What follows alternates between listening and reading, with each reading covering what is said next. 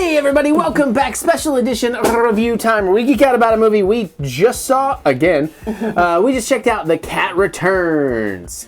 Woo! So welcome back to Ghibli Fest. No, what are we calling it? A Ghibli-thon, because Ghibli Fest is the other thing. Yeah. Where luckily Shout Factory and GKIDS reached out and they sent us a free set of the digital release of the Studio Ghibli Collection Volume 2. It's an iTunes exclusive 6-film bundle to also help promote the proper Blu-ray and DVD release of The Wind Rises that just came out recently, so you can check that out as well. So we have been doing trailer reactions, and then we do reviews. We're watching all 6 of those lovely films they sent for us that I have links for in the description below. If you want to check out the digital section, the digital collection, you get like $20 off buying them together. Or if you want to check out the Blu-rays, I have individual Amazon links in the description, so you can check that out. And again, thank you Shout Factory, thank you GKIDS for all of that. We have seen The Cat Returns before. We saw it subbed in the theater on one of those limited releases. So we decided to watch dubbed tonight. And again, the sub is included as a special feature on the digital copy. And it's a nice, short, tight film. We did watch it in the basement with the cats. Tried to watch it with the cats. Cats are going like, nope. They were kind of interested, and especially when like the herd of cats comes to take her and they're all super meowing all over the place, especially Itty Bit. She was like... Well, that's because there's a lot of unhappy cat noises in that scene. Yeah, and the local cats were losing their shit over the royal cats coming through. Yeah, and then pretty much after that, all the cats bailed. They went back to the cat trees. Tabitha didn't even want to hang out in Mary's purple blanketed lap, which is like her comfort zone. So that was kind of interesting. I was curious what would happen with the cats watching that movie, but they did seem to be kind of checking it out initially. So at least I can pretend. But as far as the humans' thoughts on this film, I still dig it. I still think it's a pretty good one. Not a Miyazaki film. No. At least not in terms of directing. No, it's not written by him either. Okay. Yeah, it doesn't really feel like one. It does feel like something totally different. But again, well, I'm not saying it's a bad way. Apparently in the news part said, hey, you want to make a short film about cats? A little bit longer than a short film. Did they expand upon a short film? Maybe. Okay. But it works. I think the characters are interesting. The cats are adorable. They're adorably drawn. The voice cast is really good. Tim Curry is great. Yeah. Carrie Elway's great. I liked him better than Porco Rosso. The voice American, the dub. Yeah, I agree. I think I like the dub better than I like Porco Rosso's dub. But I did like that dub more. I do think I like Porco Rosso more than this one. I do like this one a lot. But, and again, we're talking, you know, by hair. Like, they're all liked. I liked all of them I've seen. Except Arrietty. I mean, that one's kind of low on my list so far. But, you know, just because it was too slice of life for me. Yeah. But this one moves really well. It's got some great comedy. It's got some fun action. The stuff with the king. Again, we're keeping this fairly low spoilery. The stuff with the king at the end is kind of cute. The maze, though, it's like, well, why don't they just get on top of the maze all the time? But there's that. Yeah, no, I like it. Of course, I like cats, so... I find it kind of interesting. Sorry, what are you saying? The overall art style of the cats was kind of interesting, although it felt a little more blobby than it should be sometimes. Okay. By the way, I've always liked cats. I just thought I was more allergic than maybe I am, and so I didn't have a lot of experience. Plus, I'm a selfish boy that doesn't want to spend money on other living things until I met this lady. But now I am hardcore cat daddy. It's true. Yeah, I freaking love those little nerd boogers down there. But yeah, no. So obviously you have a lot more experience with them, so their mannerisms and stuff you're a lot more akin to understand than I would. But I like it. I mean, I like the main cat character. I think he's really fun. Yeah. I like their little side gig, you know, like with hooking up with the crow and all that. Yeah. And the big white cat, which is a big white cat. Not to get too... I know this channel, we get a little pervy and awkward at times, but I'm not going to do too bad in this review since it is kind of... not a sponsorship. They don't pay me or anything, but I would imagine this absolutely created a generation of furries, at least to some degree. Not to the degree that, was it Lola Bunny did in Space Jam. Yeah, but, fair enough. That one almost got me, so I know what you're saying. But I mean, you know, Haru. Yeah, Haru. Yeah, look at me. I mean, you know, even as she's kind of transforming into a cat, kind of adorable, you know. And I could see an attractive quality that if you were the type of person to get attracted to animal-esque, human-esque cartoon characters. I imagine bangs are killing me though. What is? Her bangs. Oh. Anyways, I could see that being on the list for some people. Yeah. So that was fun. Oh, no, this is like see a bunch of ladies going down. Get down with Baron. Well, yeah, I could see that too, because he is rather debonair and suave. I mean, he's the Dread Pirate Roberts, kind of all over again a little bit, isn't he? I mean, maybe actually a little more suave. Not that in Princess Bride he wasn't, because in Princess Bride it's just he's already in love with the one person, so he's like, as you wish. He's totally simping for her, bro. Sorry, I had to do it. Whereas this one is a little more, I'm just here to help kind of deal. Yeah. But yeah, I could see that. I liked the party scene. That was great. The dinner, I guess, the royal dinner. Yeah. And everybody in the window and the band, you know. But then the accordion guy. Like again, I'm trying not to get too specific. So if you know the movie, you'll know what I'm talking about. But I'm not really ruining it if you haven't seen it. It's a tight 75 minutes, so that's really nice. It flies by. It really does. Yeah. They don't really have any. There's no real fat in here to cut out. I wouldn't think. I think it's pretty good there.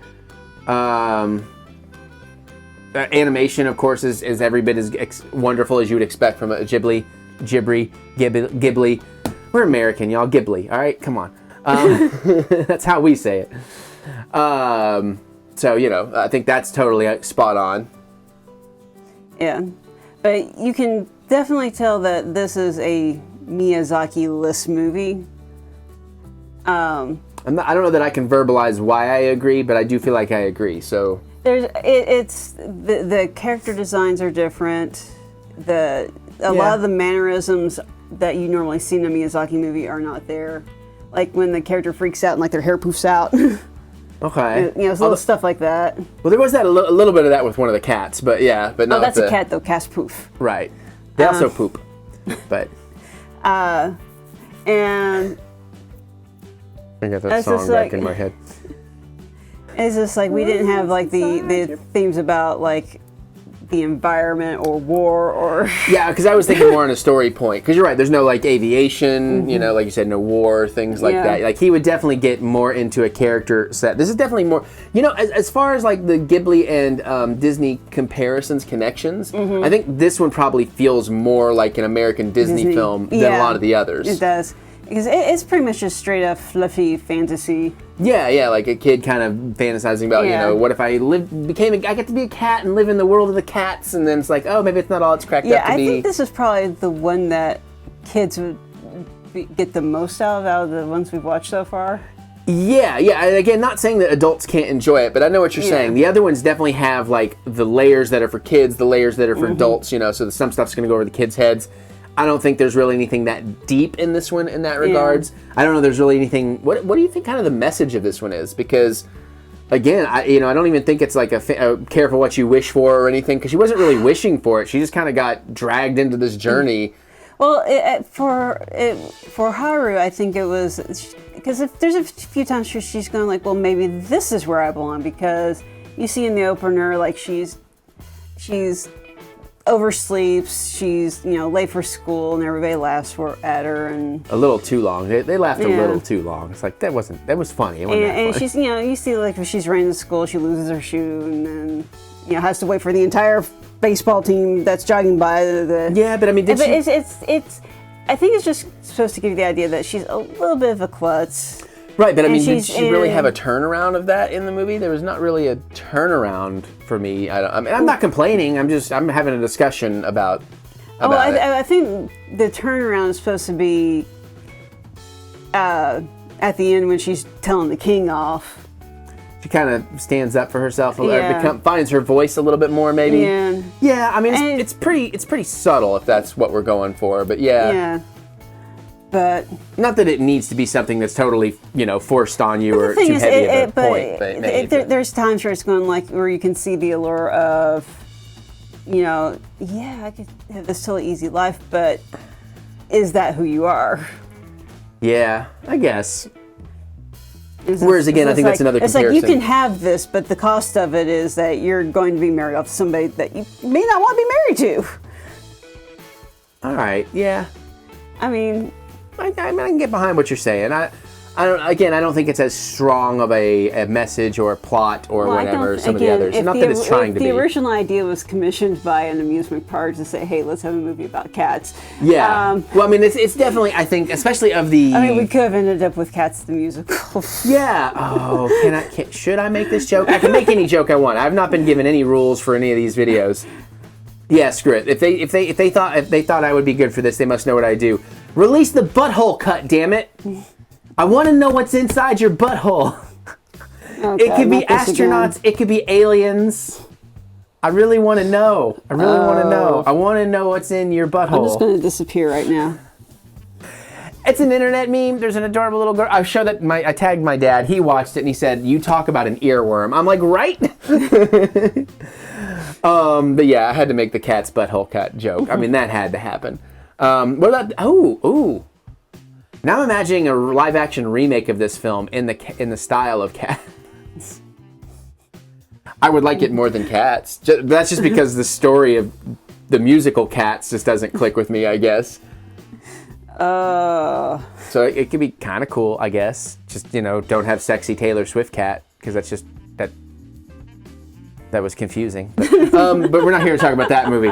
But yeah, so yeah, I mean, it was a good time. I enjoyed it. I knew I enjoyed it. I'd already enjoyed it before. I don't remember how I felt about the sub, but I think the dub's pretty good in this one.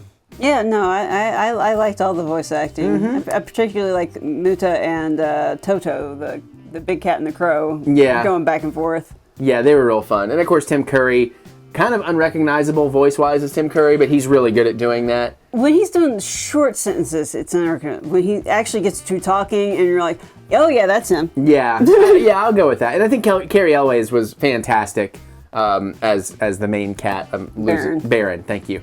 In this, so I think that was a really good pull there. And again, Anne Hathaway was fine, really good. Judy Greer was good. I didn't recognize Haru as Hathaway. I didn't either. It was when the credits came up. I was like, oh, that's right. So that was a good time. Who was the friend you pointed out? The best friend was Kristen Bell. Yeah, Kristen Bell. That was pretty cool too. So there's a really great voice cast in this. Like I was kind of talking about in some of the trailer reactions, the voice casts are excellent in these films. Again, it's only 75 minutes. It's not a deep story, so I don't know if there's a lot to talk about with this. So I don't know that I have much more. No, not really. That post-credit scene, though, where Ian McKellen shows up and sings a sad song. Wrong movie again. Darn it. All right, well, I think that's it. So, but again, what did y'all think? Again, if you're going to talk spoilers, you can. Just say spoiler before you say anything spoilery if you want in the comments. But otherwise, let us know, where does this rank on your list? I know Kim was suggesting when we get to last film that we do kind of a ranking of these six where we think about them. So if we remember, we'll do that. I liked the character of Baron enough that where his premises is he helps people who come asking for help. Yeah. There could have been like a whole series. I sensed that's where you were going, and I was thinking about it, and I'd agree. Like this is something that could have really worked as sequels. They could have just played more with that group, helping different people in different situations. It doesn't even have to be about the Cat Kingdom. I just think those characters were strong enough. That's a really good point. Like Haru's friend could have gotten into some trouble or something. She's like, "Hey, I know a guy." But even that. But he doesn't even have to have anything to do with any of those characters. Yeah, it could just be completely new cast. Just Baron and Murto and Toto. Yeah. Because they weren't in Kansas anymore. But they did bless the rains down in Africa. Or they left their brains down in Africa. Or it's also a toilet company. We have Toto toilets in the house. That's true. We do have Toto toilets in the house. And then I was about to say, and they make Godzilla, but that's Toho, so I'm totally wrong there. But yeah. So anyways, comment below. Let us know, what do you think about this one? How does it fit into these 6 awesome films, which, by the way, the Studio Ghibli Collection Volume 2, iTunes exclusive bundle. It's like $80 for HD, $60 for standard, I think. But I mean, that's 6 freaking films. You get subs and dubs on both of them, on all 6 of them. You get The Wind Rises, which is pretty brand new. Well, brand new to disc and stuff. The Cat Returns, Porco Rosso, The Secret World of Arrietty, Castle in the Sky, and what we're talking about next is Nausicaa of the Valley of the Wind, which I really love. And actually, now that you guys got me, Shout and GKIDS, you got me back into the Ghibli mood, I ran across one last copy Steelbook Blu-ray of Nausicaa. So I was like, yeah, yoink, because I really like that one. So that's probably the most I think that's the most sci-fi. That's probably why that one his stands movies. out to me. Some of the designs in there are just incredible. So I'm anxious to rewatch that one. We'll probably still watch it digital, even though I did buy the Blu-ray, just because, again, we do want to kind of review what we're promoting, you know, so that's fine. But, because I'll watch it again in time, you know, I got the collection. But let us know, comment below. Can't wait to hear what you have to say. Other than that, you can click that thumbs up. Give us that good old thumb of encouragement if you want to. We do love to be encouraged. You can check out the Patreon. Kim did, right? And so did a whole bunch of other people after our karaoke party. Where were you? You can watch that replay. Just look up the Eric Butch. Use the links in the description below. No worries. Just letting you know it's there. And I did the thumbs. I did the comments. I said the Patreon. We're going to get out of here. We're going to go watch some more stuff. We'll see you all. Meowter.